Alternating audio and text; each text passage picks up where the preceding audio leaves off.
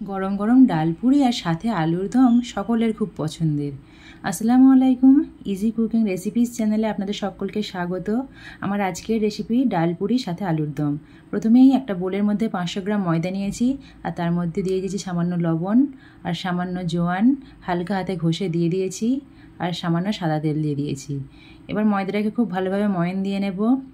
ময়ান দেওয়া হয়ে গেলে অল্প অল্প করে পানি মিশিয়ে একটা সফট ডো বানিয়ে নেব। ডোটা খুব বেশি টাইট করলে হবে না, একটু নরম করতে হবে। তো ডো রেডি হয়ে গেলে উপরে একটু সাদা তেল মাখিয়ে কিছুক্ষণ রেস্টে রেখে দেব। এদিকে আমি 200 গ্রাম ছোলার ডাল 4 ঘন্টায় ভিজিয়ে রেখেছিলাম, এটাকে সিদ্ধ করতে দিয়েছি। পুরো সিদ্ধ করার প্রয়োজন নেই, অর্ধেকের একটু বেশি সিদ্ধ করলেই হয়ে যাবে। তো পানি ঝরতে দিয়ে দিয়েছি। পানি ঝরানো হয়ে গেলে একটা মিক্সিং জারের মধ্যে ট্রান্সফার করে নেব, একটা পেস্ট বানিয়ে নেব। তো পেস্ট রেডি হয়ে গেছে। ছোলার ডালের পেস্টটিকে একটা প্লেটের মধ্যে ঢেলে নেব। এর মধ্যে দিয়ে দেব সামান্য লবণ, সামান্য চিনি আর সামান্য পরিমাণ হিং। সমস্ত কিছু খুব ভালোভাবে মিশিয়ে নিতে হবে। মেশানো হয়ে গেছে। অন্যদিকে ডোটা রেস্টে রাখা হয়ে গেছে, এটাকে আরেকবার ভালো করে মাখিয়ে নেব। একটু বড় বড় লেচি কেটে নেব, যেহেতু ডাল পুরি তাই লেচিগুলো একটু বড়ই করতে হবে। তো সমস্ত লেচি কাটা হয়ে গেছে। এবার এগুলোকে হাতে করে গোল করে চ্যাপটা করে নিতে হবে।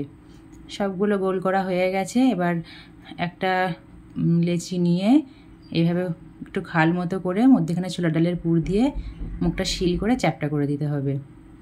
ছোলা ডালের পুরটাকে একটু গোল শেপ দিয়ে নেবে, তাহলে ভেতরে দিতে সুবিধা হবে। আর লেচির মুখটাকে একটু ভালোভাবে সিল করে দিতে হবে, তা নাহলে পুরটা বেরিয়ে যেতে পারে। এইভাবে আমার সমস্ত লেচিগুলো রেডি করা হয়ে গেছে। এবার লেচিগুলোকে বেলে নেব। প্রথমে একটাকে বেলে নিয়েছি, আর একটা বেলে দেখাচ্ছি। বেলার সময় খেয়াল রাখতে হবে খুব বেশি পাতলা করা যাবে না, তা নাহলে ছোলা ডালের পুর বেরিয়ে যেতে পারে। তো আমার সমস্ত ডাল পুরি বেলা হয়ে গেছে। এবার আমি গ্যাসের উপর কড়াইয়ে তেল গরম করতে দিয়েছি আর তার মধ্যে একটা ডাল পুরি দিয়ে দিয়েছি। গ্যাসের ফ্লেমটা লো টু মিডিয়ামে রাখতে হবে, তা নাহলে ভেতরটা ভালোভাবে হবে না। আর পুরিগুলোকে উল্টে পাল্টে লাল লাল করে ভেজে তুলে নিতে হবে। তো এইভাবে আমার সমস্ত ডাল পুরি রেডি হয়ে গেছে। এবার আমি আলুর দমটা করে নেব। তো আমি 4টে বড় সাইজের আলু বড় বড় করে কেটে নিয়েছিলাম, এগুলোকে সিদ্ধ করতে দিয়েছিলাম, সিদ্ধ হয়ে গেছে। এবার পানি ঝরতে দিয়ে দেব। অন্য সাইডে একটা প্যানের ওপর আমি কিছুটা তেল দিয়ে দিয়েছি আর তেলের মধ্যে সামান্য 5 ফোড়ন দিয়ে দেব। 5 ফোড়নটাকে একটু নাড়াচাড়া করে ভেজে নেব। 5 ফোড়ন ভাজা হয়ে গেলে এর মধ্যে দিয়ে দেব পেঁয়াজ কুচি। আমি একটা বড় সাইজের পেঁয়াজ কুচি করে রেখেছিলাম। এবার পেঁয়াজটিকে ভেজে নেব। পেঁয়াজটি লাল হয়ে গেলে 1 চামচ আদা রসুন বাটা দিয়ে দেবো। আদা রসুন বাটা খুব ভালোভাবে ভেজে নেব। তেল ছাড়তে শুরু করলে দিয়ে দেবো কেটে রাখা টমেটোটাকে খুব ভালোভাবে মাখিয়ে নেব। মাখানো হয়ে গেলে একটু পানি দিয়ে সিদ্ধ করতে দেবো। সিদ্ধ হয়ে গেলে খুন্তির সাহায্যে একটু ম্যাশ করে নেব। এবার দিয়ে দেবো 1/2 চামচ হলুদ গুঁড়ো, 1/2 চামচ জিরার গুঁড়ো, 1/2 চামচ ধনিয়ার গুঁড়ো, 1/2 চামচ লঙ্কার গুঁড়ো। এবার সমস্ত মশলা টমেটোর সাথে খুব ভালোভাবে মিশিয়ে কষিয়ে নিতে হবে। তো মশলাটা কষানো হয়ে গেছে, মশলা থেকে তেল ছাড়তে শুরু করে দিয়েছে। এবার যে ছোলার ডালটা পেস্ট করে রেখেছিলাম 3 চামচ পরিমাণ দিয়ে দেব। এবার ছোলার ডালটাকেও মশলার সাথে খুব ভালোভাবে মাখিয়ে কষিয়ে নিতে হবে। ছোলার ডালও কষানো হয়ে গেছে।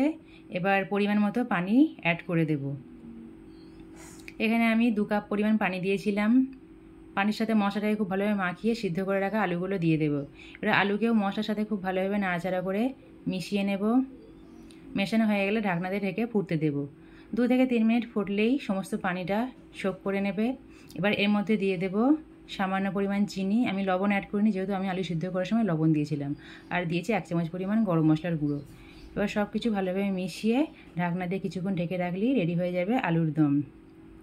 তো আমার গরম গরম ডাল পুরি আর আলুর দম রেডি হয়ে গেছে। আপনারা বাড়িতে বানিয়ে দেখতে পারেন। কে কে বানালেন আমাকে অবশ্যই কমেন্ট করে জানাবেন। রেসিপিটি ভালো লাগলে অবশ্যই একটা লাইক করবেন।